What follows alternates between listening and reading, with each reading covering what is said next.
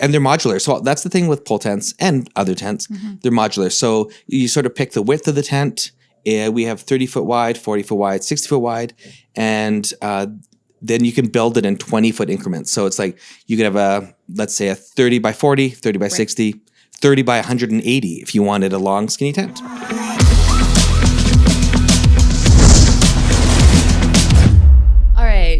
Hello, everyone. We are back with the Special Event Rentals podcast. I have Lars Erickson with me. Thank you for being here. You're welcome. My pleasure. We are going to talk today about, I guess, a quick guide for choosing your tent rental or choosing your tent for your wedding. That's right. Choosing your tent and choosing the right spot for your tent. Right. Absolutely. And I think there's so many other things that we were going to dive into for couples, for them to be aware, for homeowners and all of that. So thanks for being here, and we're going to dive in. So I guess, do you want to tell us a little bit about your role here at Special Event Rentals? It sounds great. My official title is Director of Business Development at Special Event Rentals here in Edmonton.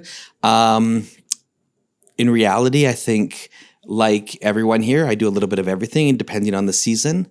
I might do a lot of tent site checks, a lot of tent contracts, or reviewing tent contracts, taking a look at tents, sort of advising people on the different sizes and styles of tents that they should be getting, and sort of training our staff on that as well. Right.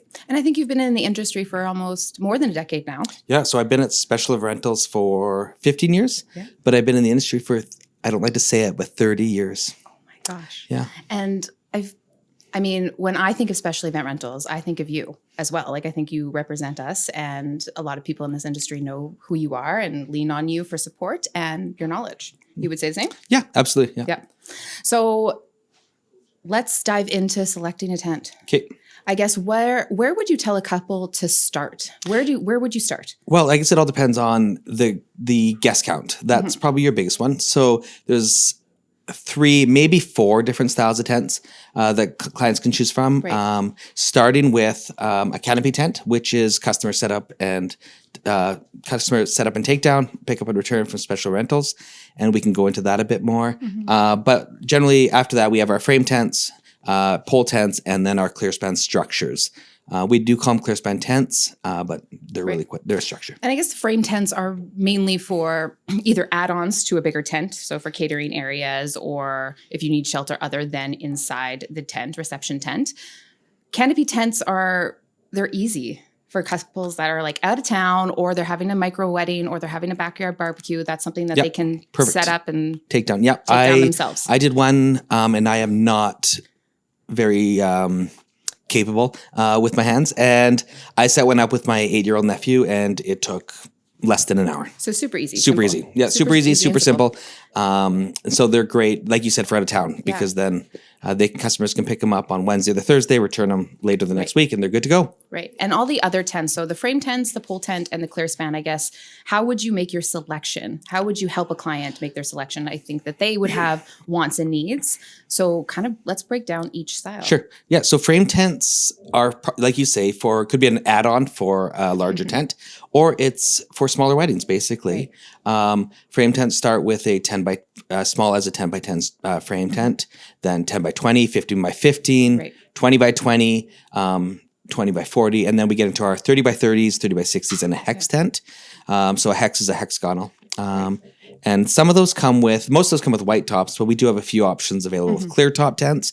Some couples will use those as like maybe over top of their dance floor, just in case the weather's not great, if they want an outdoor dance floor. But yeah, it all depends on, I guess, a lot of that size, because like the 30 by 30 will hold approximately 80 guests with really not much else in it. Right. A hex tent, approximately the same. So a lot of it's size. So if you're having 60 or less at your wedding, a frame tent is an option you can look at. Yeah, and even if you were to have a big wedding and you went frame tents, it's just it would depend on the space too. Like I think frame tents are a bit more conducive to like an L-shaped backyard, or a backyard with lots of obstructions, or you just kind of have tents everywhere that would just piece together. That's right. And they also stake directly into the ground from the legs. Right. So you don't have to worry about having 6 or 8 feet out for the guy wires or the ropes. Right. So just like you say, a smaller backyard, or even a big backyard in most municipal places, a frame tent is what you're going to get in your backyard. Makes sense. And then let's talk about my favorite, the pole tent, for a wedding specifically.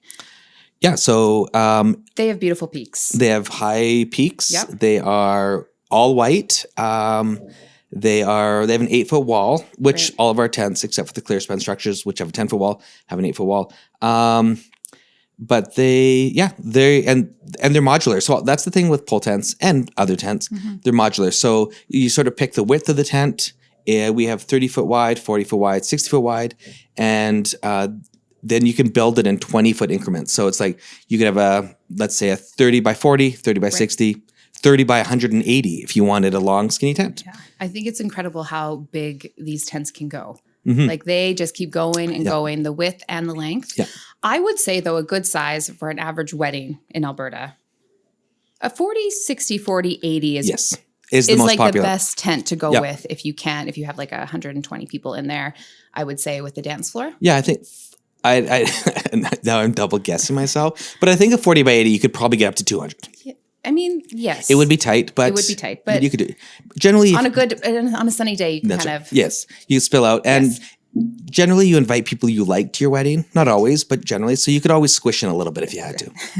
Really sit close. Yeah. One thing why I like the pole tents is the peaks are something special. I think you can build off them. It's a decor statement. We'll kind of dive into that, but the peaks are what makes it. Driving up to like a venue that it has these tents on it and you're attending that wedding is just something that gives you chills when you see it. Yes, it is. They're by far the most majestic would be the word I'd use. Absolutely. So that is the pole tent. Let's go into clearspan. Clearspan has no obstructions. Clearspans are exactly what they sound like. They're a clearspan. One misconception that people have is that a clearspan is a clear top. Now, you can have a clear top clearspan, but a clearspan just means that, like you say, there's no legs in the middle, there's no obstructions, poles in the middle. And so it gives you a little bit more room for decor in terms of if you want to hang things, in terms of maybe ceiling treatments. And they just feel a little bit more grand. Like they're a bit taller. The clearance is taller. The height of the peak at the top is taller, the A-frame, and the options are endless with that tent. That's right. You can build like a solid bay, then you have a clear bay, maybe over top of your dance floor. They are quite. You can get real creative with them. Yes, and one thing I will say to people, not to discourage anyone from renting a clearspan structure, but without the proper decor, they can be quite industrial looking. Right. And it's just. That's just with the clear, not with the clear, with the white top. I would say they would be industrial looking. Right, and it's just because the poles are a little bit bigger. There's beams that you can see across the top. I'm not to say that you can't make it beautiful, and they're a beautiful structure to be in, but you just have to think about that when you're choosing that for your tent. I guess that the white or the clear span versus the pole tent, you're going to get a little bit more bang for your buck with the pole tent if you were to do less decor. That's absolutely right. Yes. Yeah. So that would be the first step is a couple needs to pick what direction they want to go in. Yeah. What would you say step 2 is for them? Well, I guess choosing the right location. So one of the things we look for with site locations are you allowed to have it there legally? I mean, people often think that they're able to set up a tent in a park here in Edmonton. And while you may be able to get a permit for that and work on that, generally it has to be set up that day and taken down that day. And it's a hard task when you need to build your venue by, having the tent delivered and set up, which will take 3 to 4 hours, depending on the size, maybe longer, tables and chairs in, maybe a dance floor, it's a big ask. Out of time for the actual reception. That's right. Reception. Especially with bylaws and noise and all of that. So where location. Yeah. But I mean, if you have a location, let's say your parents have a large backyard. That's what I was just going to say. You have a farm, a family farm that you wanted to have it at. Well, then that's great. And so let's just say you have a family farm outside of Edmonton, or your grandparents do. Where there are you going to have your wedding? First thing you need to think about is parking. Where are people going to park? But for the tent location, it needs to be fairly flat. Now, does it have to be perfectly level? No. But the best rule of thumb is to take a kitchen chair or any chair, and set it around in different spots where you think you want the tent. Great idea. If you can sit on that chair comfortably with your back towards the incline, let's say there's a little bit of an incline and you have your back against the incline, if you can sit there comfortably and you feel safe, you're going to be fine. Totally. So that's one thing to think about. If you're renting certain styles of chairs, you need to think about the ground. You can certainly do flooring, a subfloor, or a subfloor and flooring on it. That does add to the cost. Right. But if the ground is if the lawn has been there for a year or two, you're absolutely going to be fine, even with a Shibari chair. I would agree. Like I think some people get really worried. And I did a site check, and we did a wedding a while ago for someone, and they had put new sod in a week and a half before the wedding, and then it poured rain. I went to do the site check, and it was on a bit of a slope. Like I was walking up. As I walked up the slope, like the new sod slipped. Like I was just like, oh gosh. You're like, and like rain was in the forecast. Any chairs will work on this grass. I mean, the sun came out. I think it dried it out fairly quick, and everything was grand. But it was just one of those like moments. But I mean, yeah. So for the site check, when you go on site, I guess let's say they couldn't get a site check from you, what would you tell the homeowner or like the couple what to look for? What kind of spacing do they need? Because I know each tent does have different stakes, how far they go out or if they're weighted, all of that. Well, first of all, let's talk about access. Yeah. Do our crews have access to the site? With the frame tent, it's pretty easy. They're pack up pretty small and we can dolly it in or use carts. So if we have to carry 100 yards from 100 meters, 100 yards from the truck, not a big deal. Right. Pole tent, a little bit bigger of a deal, but not awful. No, but it's heavy. So it's heavy. Depending on the length from the truck to the actual like setup site, dollies will be on your grass. Like you will know that we are there. Yeah. And that's my next point, especially with the clearspan, but with any tent. And I think you taught me this or mentioned it or first or verbalized it was like, this is a construction site. Yes. This is not like we are going to be coming in. We're going to be using like sledgehammers. We're staking. It's going to be noisy. It's going to be noisy. We're going to be moving things around. Yep. And so I feel like it doesn't just sort of pop up. Right. And so. Which a lot of people do think. Right. Honestly, I don't think they think when SER is coming or any tent company is coming on site that they think they're getting what they're getting. That's right. Yeah. No, absolutely. It's a surprise. Yeah. And they're usually pretty impressed. That's absolutely right. And so access. I did a site check last year for a lady, and she was really concerned about her front lawn, and which makes sense. And it was on a ravine. There was no access to the back. But all of the guests, and I told her like, well, we're going to be setting up a tent in the back.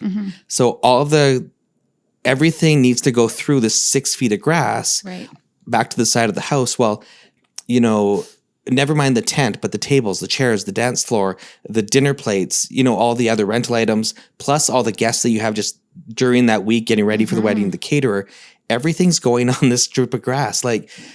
So, I mean, one thing we did is we laid down plywood for the first, I think, 12 or 16 feet until things could sort of fan out to protect her grass from that. But it's just important to note that. So, and manage all of their expectations because sometimes the venue, like the homeowners are not always the couple. That's right. And the couples might not disclose all of the information or they might miss things. So talking to the homeowners, I think is very important and just letting them know because some things, I think if it's important to them, we will try our best to like make it look like we weren't there or damage their grass. But we are delivering in 5-ton trucks. We have trailer, it's equipment. Yeah. Yeah. So access is the first one that I would look at. The next big thing is the ground level or level enough. What about above? Well, that's my third thing. Third thing, jumping the gun. What's below the ground and what's above the ground. So special event rentals does require a Alberta One Call or a line locate. It's not called Alberta One Call anymore. It's underground safety. Right. Now I believe. So we do require a line locate. Yeah. They're free. But one of the things that we have to note, and I'm going to tell you a story about what's below in a couple seconds from last year. But it's free, but it only goes up to your property line or to where your main utility goes. So it's very important that the property owner knows where any secondary lines are. Right. So that might include something, let's say in a parking lot, not residential, corporate, but where the lines for the lights, the parking lot lights are, or it might include like on a acreage where the line to the electricity line or the plumb gas line to the garage or the shop goes. Right. So it's important that the homeowner is there, knows what's there.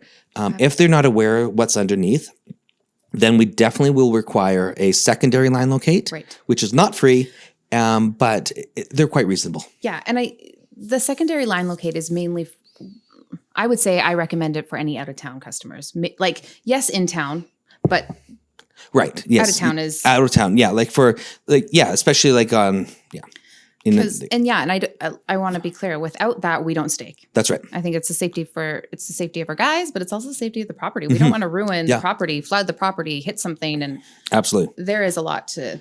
Yeah. So last year we had an incident. Yeah. Get it done. Yeah. We had an incident where the client said there is nothing underground. There is nothing near my property. And who believed them or them? I think anyone did, actually. Oh. So I think we made them get an Alberta One call or underground safety locate. And there was a high pressure gas line that ran across like through the ditch, but onto their property in front of their acreage. So we weren't even allowed to stake within 130 meters, 100 feet of that high pressure gas line. I mean, it was probably in the right of way, but they sort of considered that their ground along the road. But like we had been told nothing there. Right. I mean, and we would have been far enough away from it anyway, totally. But it was just an interesting thing that when people say, "Oh, there's nothing underneath," I know it. They might not know. Right. So that's why it's so important to get and so important for safety. Absolutely. I can't say enough that the underground lines are important, and it's kind of scary when I just heard that story, like a massive gas line. And what if it was close and we did believe the homeowner and all of these things? Like that would have been an absolute disaster. Yeah, that's right. And we had one 2 years ago, I believe, 3 years ago, where a small electric line was hit. And it was same thing. It was a secondary line. Right. It was just a small line going to a shop or something. Yeah. But one of our installers hit it. And they didn't have power at on their acreage. I think they were able to get it fixed before the wedding, but still, like the panic on top of everything else that's happening. We don't want that for you. We don't want that for us. Yeah. And that line locate had been done, the underground safety locate, just that this was a private line that had not been marked, that the homeowner forgot about it or whatever happened. So that's crazy. So anyway, so it's so important for the safety of our crews and for the safety of guests and people. Absolutely. So that's underground. Now let's talk about above. What are we looking for when we look above? When we're specifically, let's talk like pole tents and clearspans and all of that. Well, I think even frame tents in the city. So power lines. I live in an old neighborhood. So all of our lines are above ground, like electric power lines, cables above ground. I've got 3 cable lines. I mean, I think only one of them is live and active, coming into my house, but you know how it is. Every time you switch providers, they run a new line. And then, so just checking what's above in terms of power and anything. So the tents, because tents can be quite high. So our frame tents even will go up to a height of approximately 20 feet, 18 to 21 feet, I believe it is. That's the peak inside, right? Yeah, that would be the peak. But then, or the flag or outside. And then the pole tents would be even higher than that. Yeah. So it's just something to think about. Just, is there anything above? If there's any lines above, you're better safe than sorry. We need to be 10 feet away from it, or if not further. And I would say that because when we're setting up the tents, they're sort of set up like this and this, so that pole isn't just going straight up. It's sort of going up at an angle. So yeah. And one thing I want to touch about on the pole tent is what kind of sizing do you need? So if I needed a 40-80, I know that there's guide wires. So what? They go about 8 feet? So we require 8 feet around. Yeah. From the engineering, they're supposed to go out at a 90-degree angle, 45-degree angle, from the tent, so that it's, and the wall's 8 feet high, so out 8 feet where it's staked. And that's just where the stake goes in the ground. So we need even a few extra feet around that in order to stake. Right. And I think we can get creative too. Let's say one side of your tent is kind of close to bushes. If we're allowed to stake in there, we can. We will and we can. We can get real creative on how to make sure that the tent is up for is safe and secure. Yeah. Exactly. And pole tents, you might laugh at me if this is wrong, but they're all they're put together by tension. Yep, that's right. Yep. So there's a center pole, and then the rest is just pulled out. Yep. So it's very important that those are out and that they're staked properly because of the wind. I mean, it seems like Edmonton is getting windier and windier. That's crazy. And I don't know, before I started at Special Event Rentals, I just come into work a couple days ago, and my car was just like going back and forth, and I was like, "What is happening?" Try driving a boxy Jeep. It was it's like you're actually pinballing down the 75th Street. Anyway, I forget where I was going. Oh, wind. But so it's not only rain, not only snow, but it's also wind. Yeah. And some of that's I mean, this is sort of branching off into another topic, but like set up timelines and takedowns is that customers need to be a bit flexible with tents. Yeah. If the wind is above a certain amount, we can't and will not set up your tent. And the reason for that is because tents are basically giant sails before they're staked down. While our tents are engineered and secure for really most winds that we're going to get in Alberta, we have locations in Regina, which is very windy, Calgary, Southern Alberta, which is very windy. Like, so the tents are good for it. But once they're not up, during setup. but not during setup. Like they're literally a sail. Yeah. And I've been on site with a 10 by 10 tent, so a very small tent, where when you're setting that up, if you get a really strong wind, it will carry, pick it up. It'll pick it up and carry whatever else away. So it's very important to have a bit of flexibility. And I think we're flexible too with that. Absolutely. Like you're only charged a 1-day rate for the day that you're using it. But it's also important for us to be mindful of what is going underneath the tent. Yeah. Do you need it a bit earlier? Is your bridal party setting up all this like crazy decor? So yeah, flexibility is key for install of tents. Talking about just surface, I feel like we're all just talking about grass surfaces. Can a pole tent be on asphalt or concrete? A pole tent can be on asphalt, but not concrete. I mean, technically it could, but we'd have to put anchors in. No, let's just say a pole tent cannot go on concrete. I would say asphalt. It can go on asphalt. We will be staking into your asphalt. We can fill it with asphalt plugs after, so you probably wouldn't even know where it was after a bit. But it's very important. It's just another thing for the homeowner to be aware of, because sometimes our client is the niece, the nephew, the grandson, the child who says, no problem, we get on site. And it's a big problem. And we have to stake a pole tent. There's no other option. It has to be staked into the ground. Yep. Frame tents and clearspan structures, we can weight with large concrete ballast. There is an additional cost because of that. Just imagine moving around 1,000-pound blocks of concrete. No one wants to do that. No one wants to do it. But it is an option. It is an option, and it's important to do it safe, and we will do it safe. So, so I guess the pole tent has to be staked. A clearspan and a frame tent, they can be weighted or staked. Yep.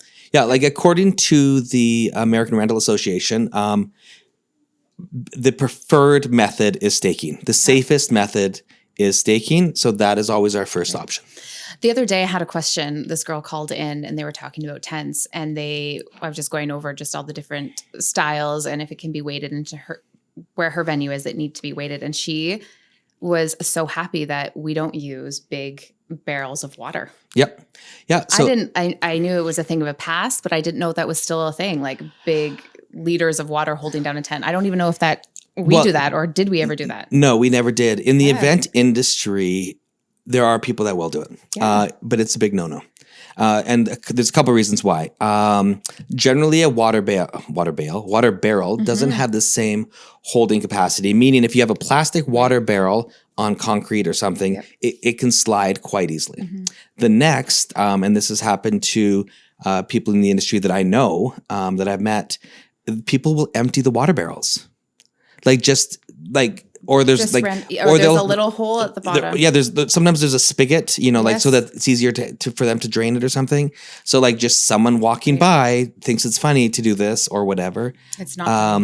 Other times employees will only fill it up halfway. So water barrels are a big no-no. Yeah. Concrete ballast is the way to go. Yeah. And they're nicer looking. Like we can cover them. You can put plants on them. It doesn't matter. The options are endless. Can't have a bath in it though. Can't be after the reception, climb on in. Dunk for apples if it's Halloween. So after the site check, I also think it's important too, whenever a couple is booking a tent, that they do their homework. Research the company you're booking for booking the tent from. I think having an expert team on site leaves less room for error. And on a wedding day, we have one shot to get it right. That's right. We don't have multiple days to figure this all out. So book with someone reputable, book with someone that, has been in the industry and that knows tents and that knows how to help you along and just, you kind of have confidence in. So that brings me to site checks. I think that's another thing that we offer here, but if you're booking any type of tent, you should try and get a site check done. I always think a site check is very important. And you might need to be flexible when it's done. I'm pretty picky. I don't do it if it's below -10. There's much snow on the ground. If it's raining too hard, no. If anyone knows Lars, you know he's not kidding. But no, be flexible a little bit. But we have people all over the city and all over the area. So, I mean, I've done site checks in Cold Lake when I've been home visiting my family. I've done site checks in Spruce Grove. Like, you might have to wait a while for me to be on the west side of the city, or for someone to be going to Spruce Grove to deliver deliver another tent. But we can make it work. We can work with you and your schedule, and we can come to a site check. They're free. Doesn't cost you anything. And what it does is it allows you some peace of mind, and it allows us the opportunity to sort of take a look at the site and sort of have if there's going to be an issue, or if there's going to be sort of, maybe not an issue, but something out of the ordinary, we're able to fix it and figure it out. I think it's a great starting point for couples, but it also, again, going back to like expectations, it allows us to put out all of our like expectations and kind of build the event in everyone's mind. So it's kind of visible now. We know where the tent is going. We're on the same page. We can pass that along to the tent installers. So it's more than just, does the tent fit? It's really kind of creating this team of people that is going to execute this, building a venue from scratch. Yeah. And there was a few years back during COVID, like the second summer or whatever. So gatherings were allowed, but smaller, I believe, at the time. And I did a site check for one tent out near Wabamun, I believe it was. And they said the deck was like 12 feet wide, 20 feet long. I'm like, great. But they wanted a site check. So we went into the site check. Well, the deck was actually it was wide enough, but it was only like 19 and a half feet long. So the tent that they wanted wasn't, or that we thought would be an easy setup, wasn't going to work. They wanted on the deck. They were fine with us screwing into the deck and securing it that way. But without the site check, we wouldn't have known that the deck was too short. So what we were able to do is, because the deck wasn't that tall, is just put some leg extensions on two of the legs. So they were able to have exactly what they wanted. We were able to provide it without any additional cost. But if we'd have been an hour and a half out of the city and then found that out, I just feel like it would have been so annoying. Yeah, it's like it avoids stress. It avoids all of these what's going to happen? The tent doesn't fit. Could you imagine I don't know, the day before your wedding, the tent doesn't fit. Just hearing that, it's like alarm bells everywhere. Everyone is panicked. Everyone is now stressed, and it escalates. Yeah, absolutely. Instead of just having a site check, figuring it out, and you know exactly what you're getting. That's right. We know what we're doing, and so site checks are important. Yeah, absolutely. They're important. If you are renting a tent from us, or anyone, but if you haven't had a site check, call us. Yeah, absolutely. And we're going to go, and Lars will go out. Yeah, famous Lars. Yeah, famous. So after the site check, I guess you go into booking. Yeah, we go into booking. You go into booking and quotations and all of what I consider fun stuff. The fun stuff. The fun stuff. We get into lighting, which Kaitlyn loves lighting. And draping. The more drapes, the better decor you have. That's right. In my mind, only my opinion. She's a little over the top. Yep. But then you get into booking. So we'll create a quote up for you as well. And then, sort of review the different options. Like you said, maybe some people want the clear panels or a clear tent. Maybe during the site check, we found something, that might take a little bit of finagling. So so then you're going to get an accurate quote. We're going to know what it's going to cost. Right. We're going to know the access point. So when we show up, we don't have to lug it 3 football fields. Or we're not dealing with that. We're not delaying the install process. We're not like trying to figure that all. Yeah. all So that good stuff it's all done. So we get the quote done. Kaitlyn tells you to get all the pretty lighting, all the pretty drape, and you know off we what? go. I probably would tell you on it. I would tell you on it. Kind of the quote process here is you would get a quote. But let's say you were getting married this summer. What would you say? Like, would you say get a quote? Would you say book now? What would be your recommendation? It is mid-April. I would book now. I would book now as well. And I mean, generally with special event rentals, we're pretty spoiled in the sense that we have a very large inventory. Yep. But there are certain weeks of the year that our manpower is limited. Yeah. It can be Canada Day, as an example. Heritage Days, like around that long weekend, the August long weekend. Even the September long weekend, I find is getting more and more popular with weddings. We're sort of pushing that season out, into the. So there's certain weekends that August 24th this year looks like it's gonna be a busy one. So it's the manpower. So like by booking your tent, you're not just booking and reserving now. You're not just booking your tent, but you're booking the crew so that we are able to guarantee that setup and takedown for you. I always tell people we have endless tents. I can get you a tent, but it's actually the install that is is it available? Is it not available? So great suggestion. I think just book now. Yeah, that's book right. Now. You can always change things. And I think you can, because the tents are built like in sections, you can kind of go, if your guest count lowers or if your guest count increases, we have that all for you. That's right. Yeah. So that's kind of how to pick your tent for your wedding. That's right. A great thing I want to kind of reiterate to everyone is tents can be anything you want. That's right. I would say. Absolutely. You can have it a clear tent, a white tent, you can drape it, you can put lighting in it. The options are endless. If you really want to get creative with the wedding venue and have the property to do so, or know a property, I think a tented wedding is something super special and unique. That's right. And I think one of the important things to do is plan for the tent. I mean, a lot of times we hear, oh, well, I'm going to just have an outdoor wedding, and if the weather's bad, I'll get the tent. I would say that's a bad idea. And the main reason is because all of a sudden then it's your plan B and it's not what you want. And then you're disappointed that you have to use a tent. So plan for the tent, plan for lots of decor and lighting, and then make it pretty and make it your plan A and make your day perfect. So you don't have to worry about the sun. You don't have to worry about the wind. You don't have to worry about the light, a great rain. plan A. Carolyn Dean always says that when I say, make sure you have a plan B. She's like, or great plan A, right? That's true. Just have it all done, fleshed out, because it's hard getting closer to your wedding date to logistically think of all of these things. Do I need another tent, or do I have to put it into the reception tent? There's all these crazy logistics you don't want to be dealing with. Yep. So I think that wraps up the tent selection. Wouldn't you say? Do you have anything else to say? Share? No, I have nothing else to share except that I'm probably the best site check person here. And I can measure. You do want to share I can measure with my paces the exact length of a backyard. Okay, so how are we going to make sure you are right and show all of these listeners or viewers? Okay, we're going to step outside. Yep. We're going to take a camera with us. Yes. We're going to film I'm going to close my eyes.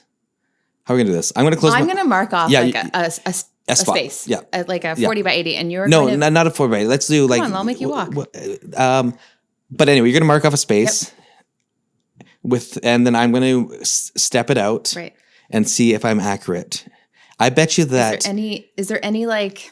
I'll buy you a stipulations? Coffee. Like, I'm going to let you be off by 2 feet. Sure. That sounds good. Okay. And... Yeah. It is pretty crazy. I don't want it to be an even number. Like it can't be like 20 because that's too easy for me. So like it has to be like 23 or 36. I really want to make you walk here. Well, but where? It's parking lot. 43. Kaitlyn, you don't know how big 10 feet is. So let's start smaller. Okay. Below 30 feet in each direction. It is quite funny though. If you're ever on a site check with Lars, he does not bring a wheel with him. You pace it out. Always. Yeah. Always. I was wrong a few weeks ago and the guy was like an engineer and he called me out on it. Like absolutely. What did you do? Just smiled and said, "Oh, it's winter. I'm off." Like I did not notice it. The snow. Because I said, it's about 20 feet. And he's like, it's 23. Oh. I'm like, oh, sorry. Like, well, I mean, it was pretty close. Well, it was, but not to an engineer. No, not at all. Okay, so we're going to go film that and make sure that you come in on top. Sounds good. And I've got to practice my stepping. Thanks for listening to the Special Event Rental Podcast. Don't forget to like, comment, and subscribe to never miss an episode. We're at 0. Okay. Come look at it. For everyone to see. Oh.